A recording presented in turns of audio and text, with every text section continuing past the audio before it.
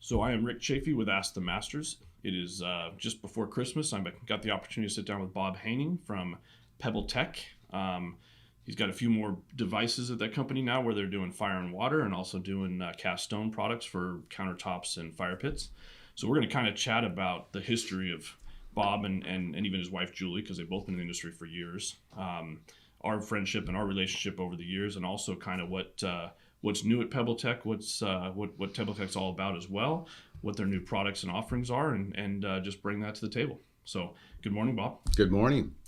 One of the cool things about this little Ask the Masters thing we do is I get to get all the celebrities in the business and come meet with them. Yeah, so celebrities. We've got Bob here today. I got Buzz Giz coming in later today. So the one thing I always notice when we talk about like companies and success is something like Pebbletec, where you can consider yourself successful when your name is like synonymous like Kleenex, right? Mm-hmm. So anybody in this industry at this point, when they refer to a Pebble or that type of interior finish, they don't know any different. Most people, right? They just go straight to Pebbletec, Mm-hmm.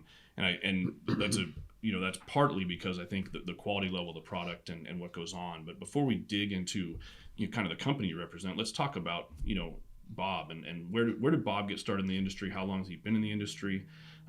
What's his responsibilities now with Pebbletec, and how's that going? Well, yeah, it's a long list, a long list there that we have. So I started in the pool industry.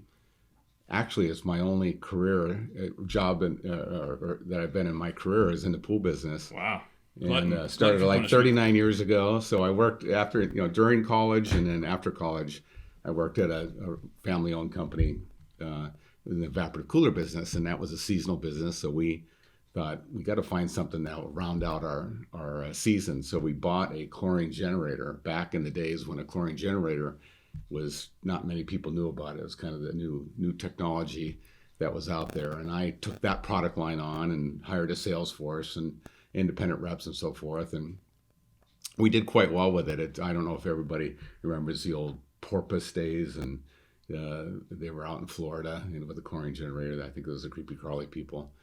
And, we were competing in that marketplace, and it was a phenomenon that was changing the industry from chlorine tabs to gas to making the chlorine actually right next to the pool equipment. And we got quite successful at that. And in that success, I started meeting a lot of different people in the industry, obviously. And one of my longtime mentors, Vance Gillette, I became very good friends with him, and he said, you ought to start your own business and be a rep. We'll give you a Jandy. And I said, wow, I never thought of that. So I left that chlorine generator business, started my own business as Haining Sales Group as an independent rep. And that was back in the days when there were a lot of lines out there. We built a pretty successful company, 5 employees, a warehouse, offices, and so forth. And then in 1995, Jandy being one of my larger lines, the president or the owner actually of Jandy and Vance Gillette called me up one day on like a Tuesday and says, we're coming in to see you tomorrow. And I went, that can't be good news. I'm getting cut. Yeah. So we were doing really well. We built the Western region with Jandy products. In fact, back then we had a cleaner, a Jandy valve, and a floating radio that didn't float. Some people remember that back in the industry. It was a sinker. But anyway, so we built the company and started getting into different equipment lines and so forth. And I didn't realize it, but they came to towns and they announced that they were going to, I had to become an employee of Jandy. And I said, hey, I got this thing going here. I'm doing pretty good. And right. She says, yeah, but you don't understand. Without Jandy. Yeah, without Jandy, you might not have it. Might not be. So anyway, we at that point I sold my company back to them. They were gracious enough to basically pay me.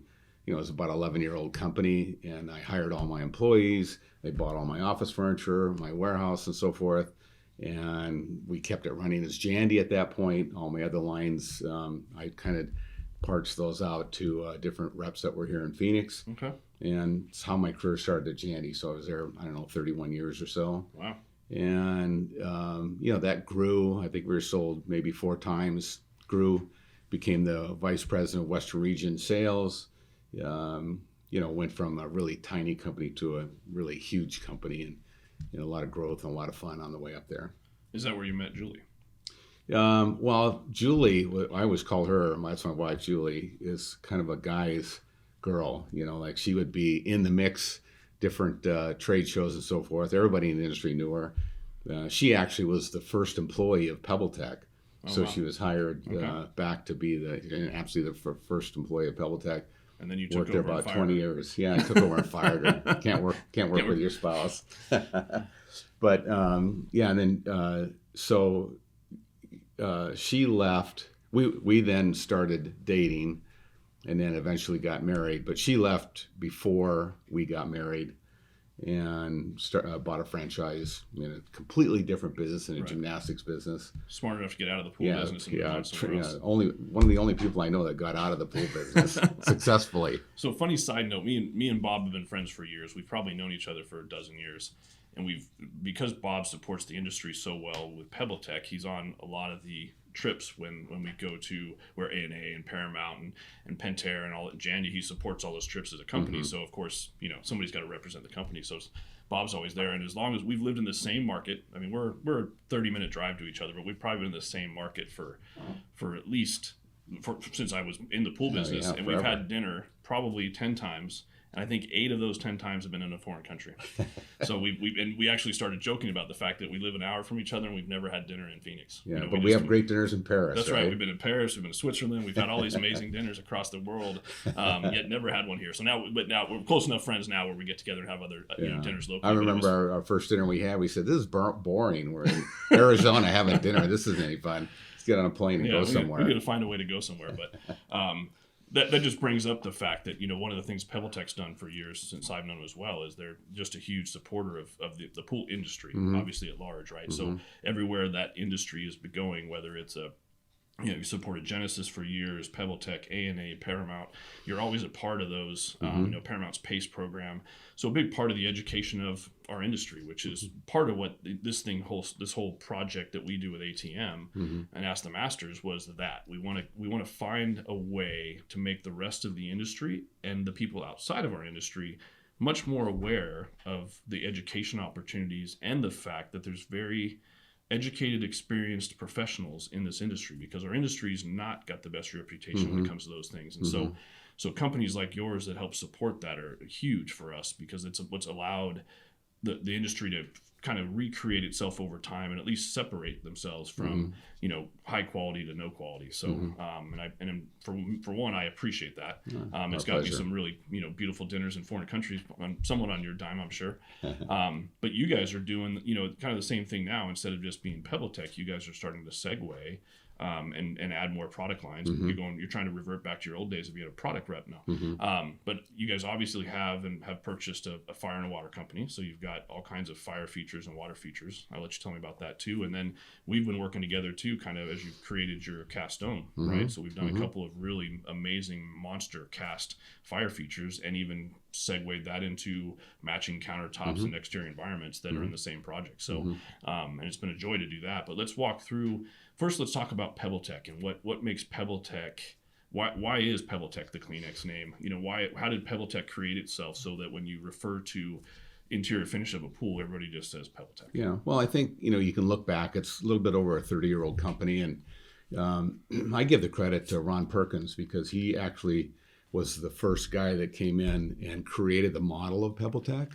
And that model was that you have to have licensed applicators, train them, do it the right way, deliver a product that's consistent to the customer, no matter if you're in Los Angeles or Miami, Florida. And I remember in the early days, when I was at Jandy, Pebbletec was a new product, and Ron didn't know really anybody outside of Arizona, really. A couple of people in Las Vegas. So I actually had him travel with us and our reps across the United States to kind of help support that Pebbletec product line out there. We thought it was a great concept, and we could see that for the future that was going to be, could easily be another leader in the industry.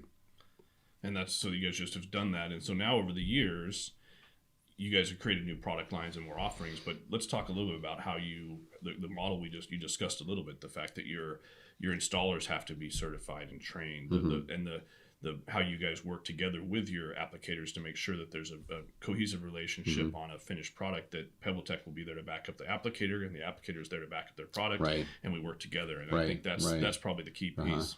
We call Pebbletec as close to a franchise as you can get without being a franchise. With franchise, you have all different kinds of tax laws and so forth. But we've created a program with our applicators, a relationship with our applicators, and then to our builders. That's different than any other finished business in the industry. We find that, like you talked about, it's known as the Kleenex or the ketchup to the industry. It was the first aggregate pool finish out there, released to the United States. And, there's a lot of people that think that, gee, we're just putting rocks in a pool with some cement and anybody can do it.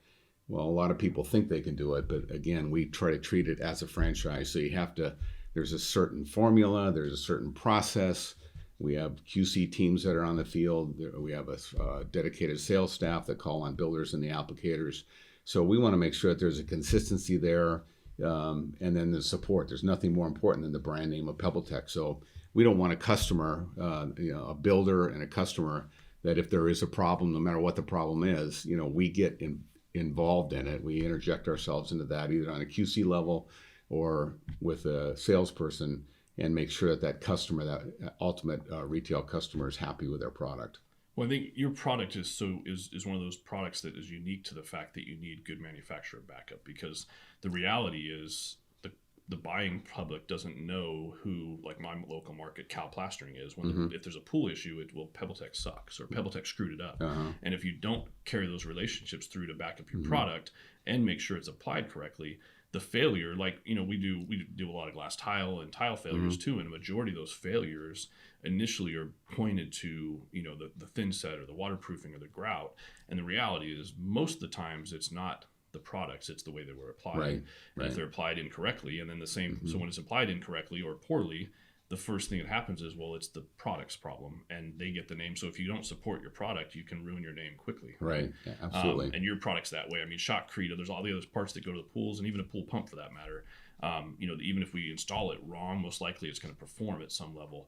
If your product's applied incorrectly or poorly, it performs poorly, and then and it's something you see 24/7. If the filter is starting to crack or flake and look ugly in the background, and the underground plumbing and concrete's not pretty, nobody knows. But your product is like, how come the pool looks like this? And that can be screwed up with startup, that can be screwed up at application, that can be surface prep, all those things. So it's a tough product to market and keep the clients and the industry understanding what's right. That's why we find that it's very important. That key element is the trained applicators, licensed applicators. So we have not a contract, but an agreement with them that they have to put it in a certain way under our standards. So we know that there's consistency there. Not only is the product put in right, we basically mine most of our product that we use and put in, and then we have two manufacturing facilities, one in Slidell, Louisiana, one here in Mesa, Arizona. So every rock that we buy comes through one of those plants. So obviously the Mesa plant handles anything west of Mississippi, Slidell handles anything east of the Mississippi River.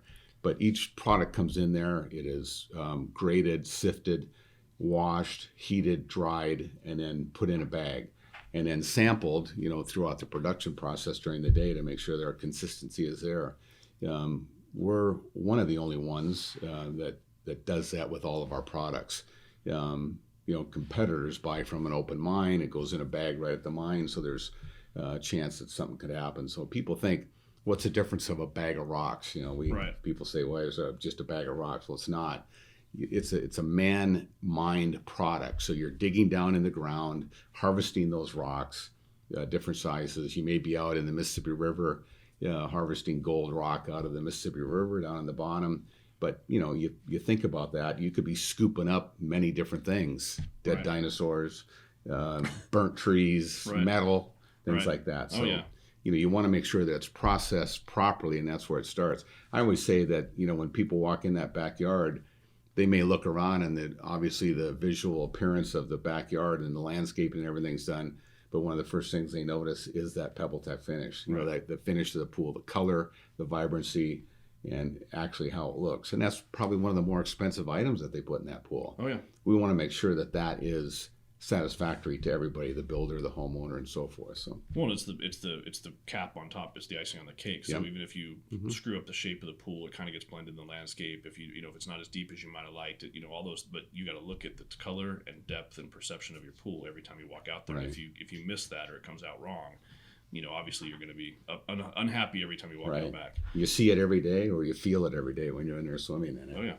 So, and your product's got to be durable, right? I mean, durability is probably the biggest problem, because just like the construction of pools, we have the service industry side of pools, and there's two segments of that. There's the high quality, well educated guys that understand chemistry and water quality, and then there's guys that push a pool pole around, dip a strip and drop chemicals and leave, and don't understand all the things that can be screwed up in this pool and how quickly they can destroy interior finishes, and yet you're still on the hook because you don't know. When you got to show up to a problem, it's like, oh, water's perfect. Yeah, I'm sure it is. So you got to make sure that's doing well. Let's talk about your fire and water stuff. What's the what are the product offerings you currently have in there? What's the plan in the future? We started the fire and water division. I looked at this as that, the strength of the Pebbletec brand name. It's a finish business, and, you want to be known more than just a pool finish. So we thought with the strength of that brand name, we could look at other product lines that might be out there. We created the fire and water line from scratch, brought all the machinery and equipment to build our cast stone line. We also have a copper fire bowls and so forth, and scuppers and stainless steel scuppers and so forth. But we brought our cast stone fire and water line in-house, built it, all the tooling, machinery, and so forth, and started production. And one thing that we use to differentiate ourselves is we guarantee a 3-day delivery time of everything. And we looked in the industry to see what the weaknesses were in our competitors, and shipping and delivery times was probably the biggest one. Second one is dependability. There's only a couple burners out there that are CSA approved for safety, and I wouldn't think that you would, on an electronic ignition burner, I wouldn't think that anybody would want to put a pump or a light in their pool that's not UL or CSA listed. Right. So, we thought that if we have our burner CSA listed, manufacture it ourselves, put the Pebbletec brand name on it, and then have that 3-day delivery period, that we would increase the market share, and that it went pretty rapidly after that. Yeah, I'm sure. I mean, I know one of the for sure in the market, when you're looking for those kind of unique pieces, inventory's always been a problem, right? And so, and especially in quantity, you might, I need 4 of these. Well, we have 2. Oh, okay. Can I get the other 2? Yeah, about 7 weeks. Yeah. Oh, well, that'll be perfect. Right, we'll be ready for that. Right. And like always, most people in the construction industry, us included, are rarely so well ahead of the schedule to have all that pre-ordered and ready to go. It's usually kind of last minute, like, oh yeah, get the scuppers, let's get those ordered. Right. So I can see that being a huge play. Well, let's talk about the industry as a whole, and how you see the current industry.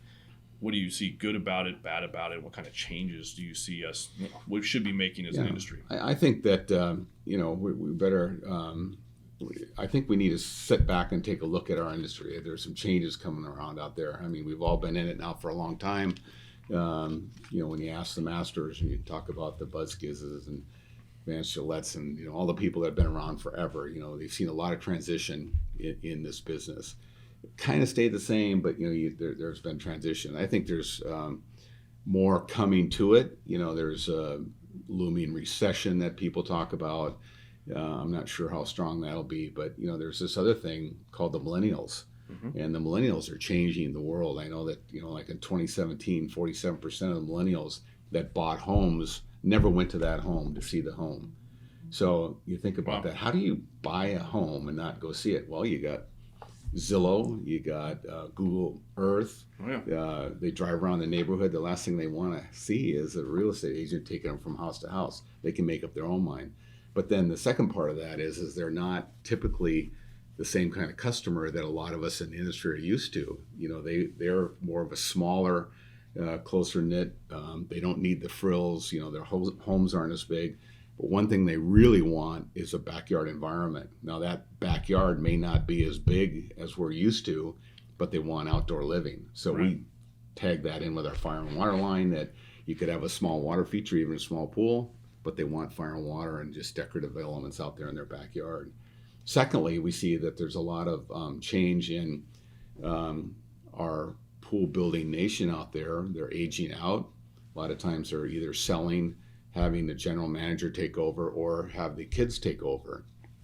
I find in my career that, you'll have somebody that you've been doing business for 35 years, and then they say, hey, I'm retiring. And then you go in and they've got their children starting to run it. We have no relationship with those guys. So you got to start all over. And I think that every manufacturer sees that rapidly increasing as well. And you can see that in all the national accounts, the Master Pool Guild, UAG, Carecraft. There's a whole new wave of people that attend those events, and it's a change in the business. Well, I think it's going to be weird, when you talked about millennials, how they, somebody have maybe bought a house and never seen the house. It's their idea of a relationship is digital, right? Mm-hmm. And all of even our age, we're so used to how I've always known how critical creating a relationship with the client or creating a relationship with manufacturers. We're all going to have to kind of change the way we understand that, because Absolutely. Even though I still believe it's the most important part of what we do, the idea of what the definition of what a relationship means is going to change. Mm-hmm. And they're also so used to immediate information, right? They're not okay to leave a message on Thursday and get a call on Monday. They want I want somebody right this second. Exactly. We saw that when we were at when we did our Zodiac tours, and we went through their whole facility at Florida now, right? And so but we were going through their facilities, and we went through their call center too, and to watch how they're trying to adapt their call centers to be able to get immediate responses to texts, customers, and even digital interaction. They're literally working with the ability to have a phone, use that phone to show them a video of what they're doing, and help them work. But that the whole industry will have to learn to shift both the construction side and even, like you said, the supply side, because they want immediate access to you. They want, when their Pebbletec's failing, for instance, they're going to want to get an answer tomorrow, and they're going to want an immediate response. And I think they're so fast to do that, and yet they don't care to have built a relationship over time. And for us, that's critical, you know. And I think, and even like buying on the internet, the internet buying process, it's easy to go click and buy, but then how do you? And no matter what the product might be, and all of us do it, me included, I'm probably the worst of it to buy products that way. But when we deal with service and industry and clients, you have to maintain relationships. The relationship is key. The products are, the products from one supplier to another, Pebbletec, Wet Edge. There's a ton of different products going in the water. But how are those relationships managed over time is going to be critical. And I think we got to figure out how to get the millennials to start to know how critical that relationship. Well, just even the older consumers, when you bring up Amazon, I say spoiled the world. I mean, it's an immediate right now. So most consumers, and I think you'll agree when you go in to sell a pool, that they want it now. They want to make a decision immediately, and if it's not working, they're used to having exceptional after-sales service to their satisfaction, not maybe to the right way, but to their satisfaction. So you can buy anything you want on Amazon, even up to a house now. And if you don't like it, send it back. No questions asked. They'll pick it up. So, it has changed the buyer's behavior to a point that it makes our industry a little harder to do business with, because our process takes longer. It's not just a pick and put it in the box and deliver it to the house.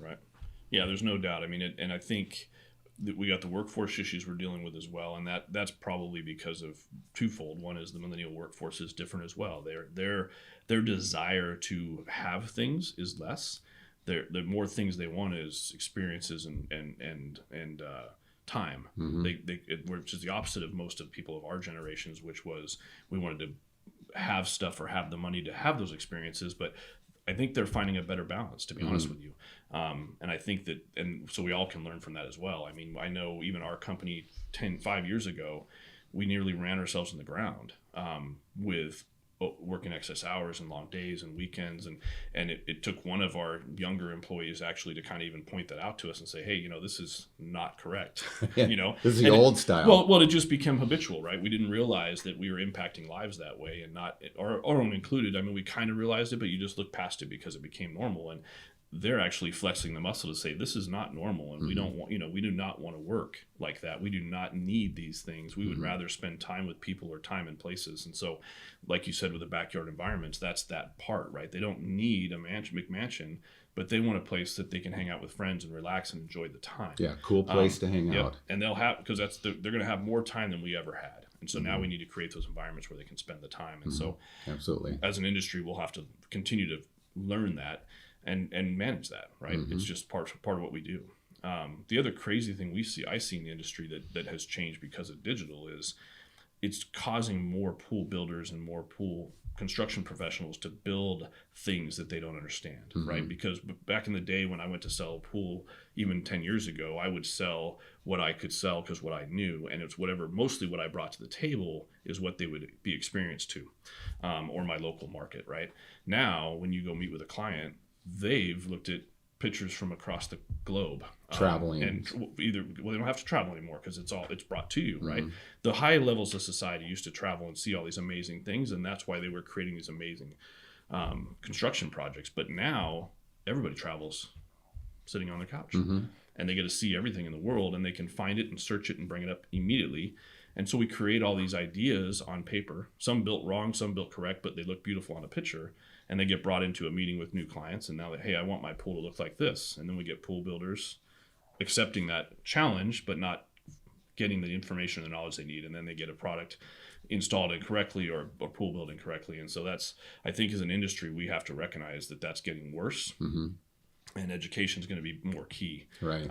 What you say is exactly right, because somebody will look at that and say, I want that. And, if the pool builder is not skilled or educated properly, he's not going to let that sale go by. He's going to say, okay, I'll build that for you. And then starts the trouble from there. Yeah, you can do that right, too, because you can do a bunch of research and figure it out. But most of them, I think, are busy and haphazard, and then they just start building. And then guys like Randy Beard and Paula Benedetti and get called into a project halfway through construction, and the hydraulics are terrible. Yeah, fix this for me. We've been called into multiple projects where the project wasn't finished and not performing. The construction process was so bad that even the client was like, this doesn't seem right, where they can see enough of the defects before the project gets done to where they start calling in other experts. So again, that gives them, the access. The clients have so much access to information that pool builders and service companies and applicators, they got to keep stepping up their game. For instance, as we're doing this ATM stuff, we're starting to do more video stuff. We're starting to do training seminars and stuff with our guys. Well, that stuff will become available on video, and we're going to literally and currently all kinds of manufacturers have application videos or how to program a pump. And what happens is you get a client who puts a little bit of time in, and they actually know more than the pool builder does about controlling a variable speed pump, for instance. Like, well, why would you program it that way? Aren't we supposed to slow this thing down? And no, that doesn't matter. Right. The pump's more efficient, turn it on. And that's where you get pool builders needing to step up their game, because their clients are going to be educated, especially the aging clients who have the most money. They're very educated. The younger clients have quick access to all the information. And last thing you want to do is have them spend a weekend looking at their Pebbletec going on, watching a video how it's supposed to be done. And then the next day they're watching the crew put it in like, that Pebbletec video we watched yesterday doesn't look like that. Are they doing this right? And immediately you've lost your relationship with the client that you've created digitally. Now you got to recover quickly. Yeah, it's going to be a strange world going forward for sure for all of us. I think we need to continue to be dynamic. There's not many things that you live your life and do every day that you don't have to go to Google or YouTube and find out, am I doing this thing correctly? Well, and the information's there, so 10 years ago, you wouldn't be able to see how to or talk about a variable speed pump. You'd have to rely on the information provided to the expert you just hired. Yep. But it's easy to prove who the experts are and who they are not, right? What's the future at Pebbletec? What are you guys going to be doing new or different, or anything changing it? So yeah, we've had a recent change to it. We had the same owners for 30 years or so, and they were getting to the point where aging out, preserving capital, and we wanted to grow the company. So we went out and looked for a way to bring money into the company, and we actually put ourselves up to a PE firm. They bought us a little over a year ago, October, and infusing money into us, basically to support our ideas for growth. They've been great. Trust us, see us, what we're doing, and what our growth potentials are, and our brand strength, and we've got several things in the hopper right now that I think everybody will be pretty excited about when they roll out. Some of them will come, some of them won't. I can't squeeze a secret out from you. No secrets. No. Oh, that's why we're here, Bob. Exciting though. So exciting stuff. Well, it's good. It's all it's great to hear when people get properly acquired by people that are willing to understand the business is successful and influx what they need to make it even better. A lot of times people get acquired and then dismantle the company over time, and it can't perform. And we've seen that happen Yeah, with big suppliers, big manufacturers, big pool builders. I'll be interviewing Buzz Giz in a couple hours here today too, and he's been an icon of the industry, at least in my market. And I think in my world, he's king pool guy across the world, but obviously more because he's in my market. But he had one of the most successful, thriving pool businesses here. Went for years and years and years, family-owned business, eventually sell it. In a height of the market, market changes. Best time to sell, so that proves his genius. But at the same time, now they have a tougher business to run, and not the staff that maybe can make the dynamic changes and understand. And then, over a matter of years, one of the biggest pool builders in our market is out of business. And obviously the systems were in place, right? The people were in place. But I think back to relationships, right? There's part of running a business is how to manage all those people, right? Not just the end result. Yeah. And we got Randy Beard here today helping us train, and I think he had a similar scenario with his business. He sold an excellent thriving business, but in the wrong hands and lack of understanding the parts to make it all run, and how much it's not just building pools or not just putting out product. I think that they've struggled, and so it's a little scary when those things happen. But I think when it's done right, you also see companies that can explode and become exponential on their growth, and be able to give back to the markets better and provide higher quality products and new offerings and all those things. So we'll hope to be able to see that and make it kind of flow through our through the process with you. And we're going to squeeze something out of here before the day is over. We'll get one of those secrets sneaking out. Well, it's funny. We talked a little bit about what we haven't. You guys are getting into what you're calling cast stone, which is your precast concrete products, basically. And you've even segued. We just did a project with Bob. We had a big precast fire pit that we purchased, but we also had adjacent countertops and other surfaces we needed covered. And so you guys were able to adapt to that and put together and help us do some countertops too. So now we've got a product offering that we've got this awesome fire feature, one of the nicest ones we've ever installed, and yet we also can match our countertops at our bars. And I think that started by the lady of the house said, I want this fire pit, but I want countertops to match it. Yep.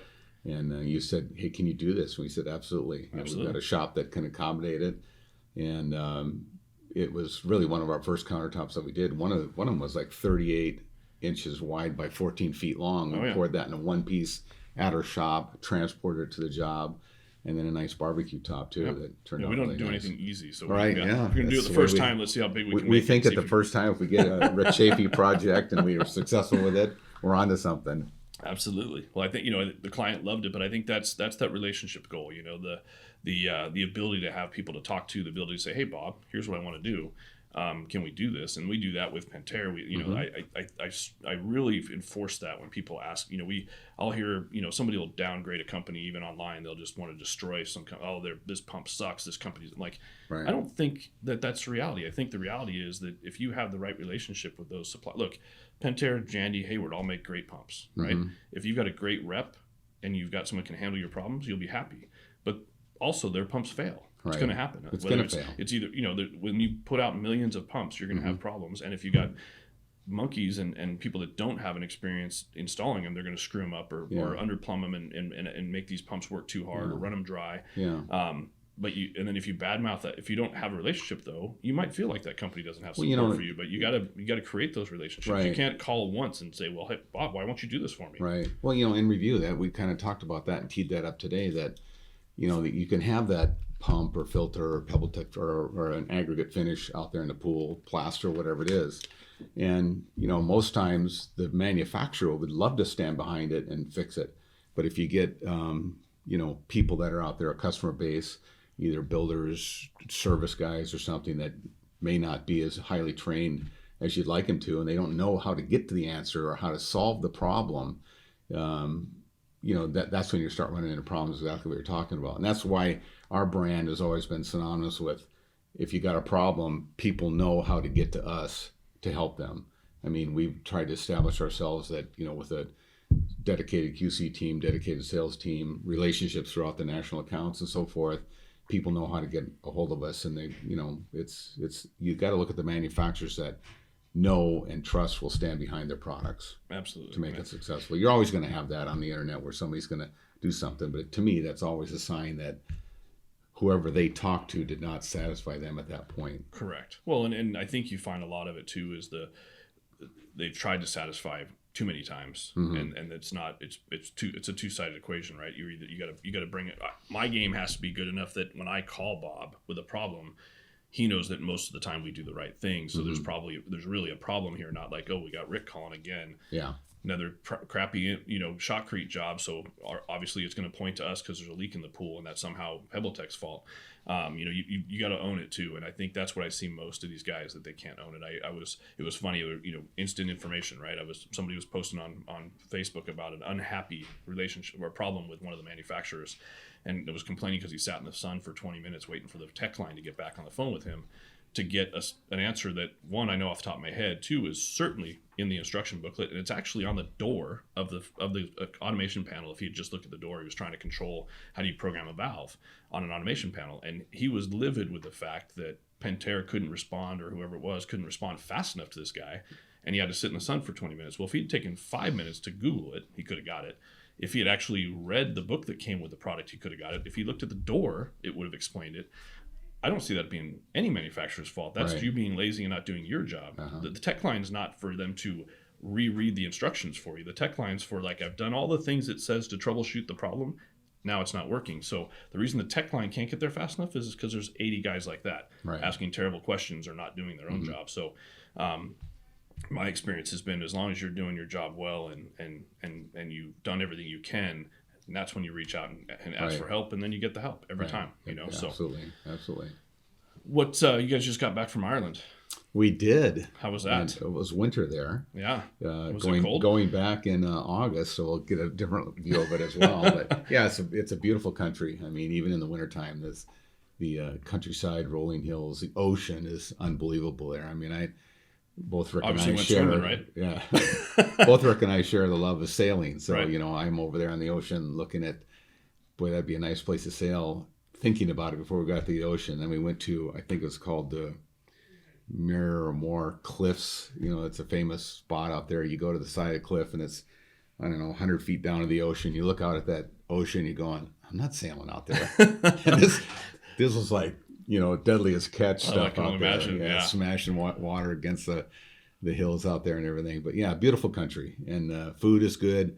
We were fortunate enough to be there, right after Thanksgiving, so Christmas shopping was, in full force. Dublin has, most people won't relate to this, but it's like a gigantic Kierland or Scottsdale Quarter. It's all outdoor malls and stuff.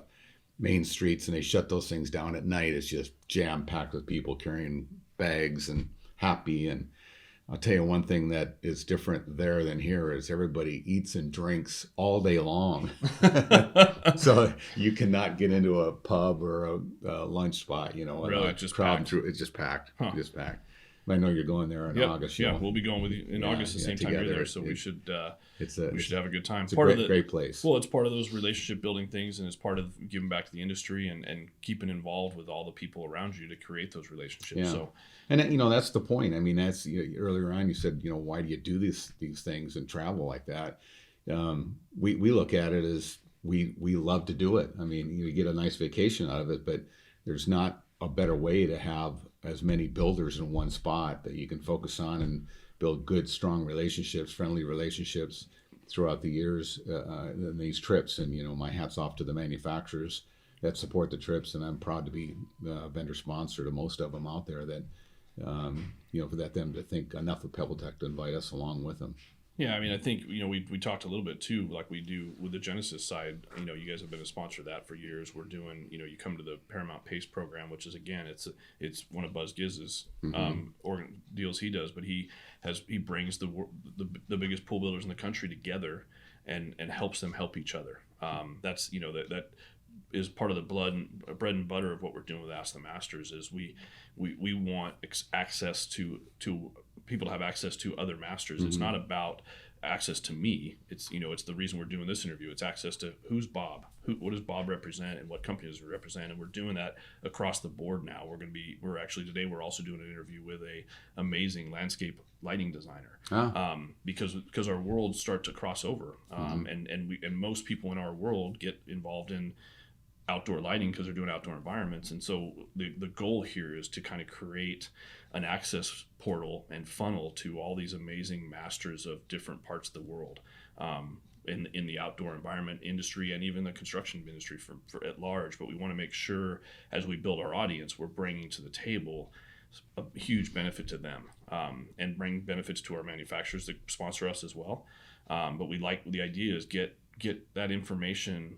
Some people don't even know that you can hire a landscape lighting designer, and they don't know the difference, right? And if you, just like anything else, when you walk a model home complex and you look at the model homes, what makes them so much more dynamic than my house or your house maybe is that the interior designers come in and have bold ideas and new information, and they create something amazing.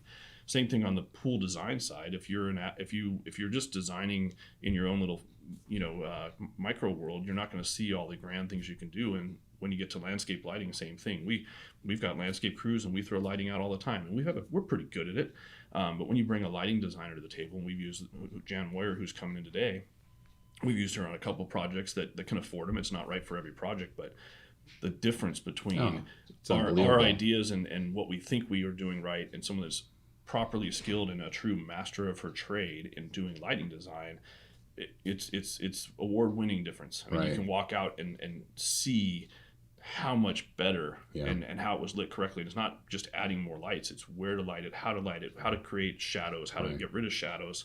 There's so much cool information that way, and but there's so much help with that too. Like you say, with the internet, people are seeing those model homes and those upper end when they're trying to get an idea of, hey, I've got some money that I can remodel a house, and they're looking now at more professionally designed jobs, both interior, exterior, lighting, landscaping, and so forth. So the bar is raised, right? Oh yeah. Now you just got to be that contractor that can fulfill that dream. Well, and I think for us, it's recognizing. We talked about pool builders to get a cool pool drawing or a design or a picture from a client. Yeah, we can do that. It's also recognizing that you do know what your lane is, what your capacity is, and then know when the right project presents itself to make sure you reach out to the experts, right? You cannot be a master of all trades. You can be a jack of trades, but you start to master certain things, and as the projects become more complex, we want to hire individual masters of each part of that. Landscape designer, maybe landscape lighting designer, color consultant sometimes get in play. We did a job where we did a really amazing landscape. We actually brought in one of the ex-curators of the botanical gardens in Arizona because the client wanted a level of plants and flora that was just off the charts. They wanted everything to be intrinsic to the area, but they wanted all the unique stuff that most people don't see, and wanted it planted correctly, how it should be correctly, where it would grow. There's so many things when you start even talking landscaping where you put plants. Just because it's pretty and just because it grows doesn't mean it would have grown there or should grow there or can. Whether it's up against a hot block wall. Those little nuances are what make the difference. And then when you walk those finished products, the difference is unbelievable. You can the comfort level you feel when you sit in the space when it's designed correctly. And when you bring those masters to the table, it changes what the end result is for the client so much that it until you've done it and had the opportunity to work with those level of clients and be able to bring all those people to the table, the difference. You have to look at the whole industry as a whole, though, too, and exactly what you guys are doing and what your drives you every day, and your strong belief is educate the industry. You got to remember that a lot of times people that are building these gigantic homes, or it doesn't even have to be a gigantic home, it just has to be their next beautiful home, their step-up home or something. They're hiring an architect that architect has now gone through the same thing that our industry going through, that they need more education. So they're utilizing different tools that they didn't utilize 10, 15, 20 years ago. So the expectation level that consumer is now raised. Oh, yeah. They're expecting more. So when you come in as a pool builder, you better know what you're doing, because they've just went through, most times, a construction project. It's either been good or bad. Yep. And if it's good, the bar has been raised, that you have to perform to. Well, and as you work up the level of projects, you end up, to your point, the level of experts that are already involved.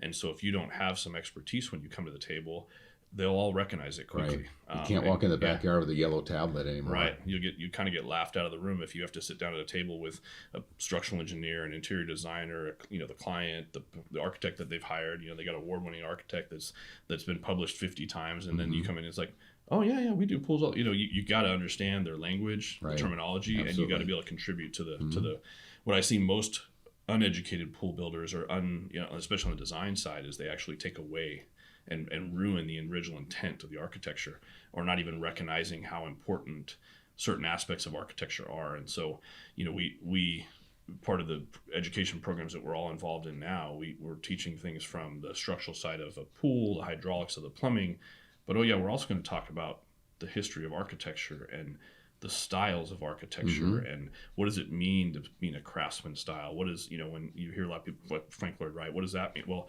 some people don't know what that means, and sometimes clients don't know what that means either. But you got to start to really understand who's out there in the world and recognize when an architect's designing something and it looks like a Frank Lloyd Wright house. You got to be able to pick that up and recognize that you want to then design your project something that'll fit, not be dichotomy against it and have a huge rock waterfall and weird stuff. Like whoa, look at the architecture, enhance the architecture. Don't take away from it. Don't try to steal the show. If you work it in correctly, the whole composition comes out awesome. And that's part of this. Part of this thing is let's get more people to understand that you can pick up a great project and pull in all the right people and make it a great project, or you can pick up a great project and screw it up, Right. and wonder how come nobody recognizes our project? How come we're not on the front page of a magazine? It's those things. You're just missing key elements, and I think delivering the message to the masses, the builders, all builders from every walk of life, and letting them know that there's more education available, training by professionals that are doing these kind of jobs. And it's always going to be, there's going to be builder levels that'll say, I'm going to pick this. It's the easy way. It's a low cost. I can get volume. Or I think the majority of the people say, I want to do a better job. I don't want to be that sell everything at price. I want to create value to that customer, and they're looking for that educational value that you guys deliver. Well, and I think what we're also hoping people start to understand too, we're actually going to do a hands-on training in a couple months here in Mesa, and we've got Latticrete bringing product, we got Bazaza bringing product, and we're going to literally I have a pool I'm building. Yeah, maybe we can use your pool. But the intent is we're gonna bring them in and actually do some hands-on training with a bunch of people. But I think what people fail to recognize is if you create a relationship and reach out to Bob and need help with an application, or who should we use for an applicator, or if you're dealing with Latticrete, for instance, they will send their tech guys to help you and train you pretty much for free if you want to reach out and ask for their help. Yeah. And I think most pool builders don't realize that that's across the board, that most of these suppliers and people involved in the industry, they want to help you get it right, so they don't have, because it's cheaper to do that than it is to protect themselves when it goes wrong. Because anytime some major failure happens, all the parties have to come, and even if you're 100% correct, it still costs you money to protect yourself, and you want to protect the brand. You don't want a terrible applicator to put in your product and ruin the brand name, and just point, it's this Pebbletec stuff. It's crap. Yep. They got to be able to back up your product and install it correctly so that it doesn't turn into a burn for you guys. And there's a lot of money spent in this industry by all the innocents protecting themselves from failures. And so the industry is also learning from that and saying, look, we need to be better. We need to train more. We need to get more involvement. We just did, Pentair was in town, and they do these huge training events that are almost free. I mean, they charge, I think, $100 to $200 to But you get value back for it. You get tools and stuff. I would tell you, like the Pentair training events that I've been a part of, I actually just taught a seminar for them at their last event, but for $200, you get 2 days worth of training. So you're there for 8 hours and they train you on all the parts and pieces of their equipment. But between lunch and breaks, I bet you they give away, I can't guess, I guarantee they give away $100,000 in pool equipment, TVs, heaters, pumps, filters, at raffles and stuff. Like, so even if you just go there and have get 2 free lunches out of it and then walk away with a pool heater, that means it's a nothing. $200 lottery ticket. Think about the fact that you get all the education you can get, and then you're not that guy bitching about having to be on the phone for 20 minutes to figure out how to program a valve, because you sat in front of the equipment and they gave it to you for $99. You know, but a lot of our industry doesn't know that exists, and they don't recognize or give a value to that those days they take off. We find that with the 2 and 3 day classes that we teach all the time. They're like, I can't take off 2 days. Trust me. Yeah. This well will be the worth best money. 2 days you've ever spent, because when you walk out of here, all you got to do is do one. That's what I always tell people. Pick one or two, pick a class that you think would be enticing to you and go spend 16 hours. Because I guarantee you when you leave, you're never going to walk out there and go like, see, told you, this was a huge waste of my time. The value will be there. Usually you walk out and say, where's the calendar? Where's the next class? Right? And that happened to us. That's why we got so highly involved in education and became a better pool builder, because the first class we sat in, we recognized how much crap we didn't know. And we started learning very quickly that we needed to step up our game and learn a lot more. And the more you learn, the more you recognize how much you don't know. It's almost in an inverse relationship. The more you learn what you didn't know, and now you need more information, and then you just keep growing on that. So that's our goal. That's why we got you sitting here today, is help the industry. Thank you. It's a privilege. Recognize that there's education available. There's manufacturers that support education on a global level for the most part, and then support their own products with proper education, proper applicators, and in order to keep it, high level and at the highest levels for the clients, because that's the end consumer is who we have to care about most, because they'll make or break all of us. Right. They're the ones that will have the success. Oh yeah, for sure. Well, I appreciate you coming in. My pleasure. This was again, it was a privilege and a I know it was pleasure a to be here. long drive across town, but we'll have you back again for sure, and I appreciate you being involved. My pleasure. Thanks for the Thanks, friendship. Bob. Appreciate it. Thank you so much. Thank you. Ask the Masters is dedicated to educating, mentoring, and designing a better workplace for the swimming pool industry and their families. Please take a moment to share, like, and review our content with all of those that would be interested.